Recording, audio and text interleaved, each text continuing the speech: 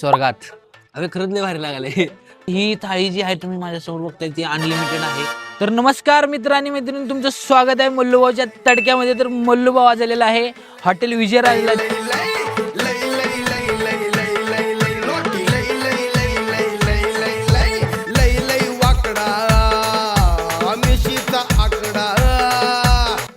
तर अशा प्रकारे आपली थाळी आलेली आहे.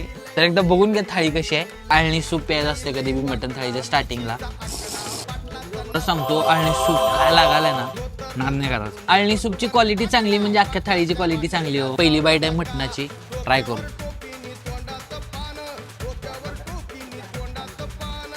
माझ्या आवडीचा ह्या थाळीमधला बेस्ट पदार्थ म्हणजे गिजगा राईस.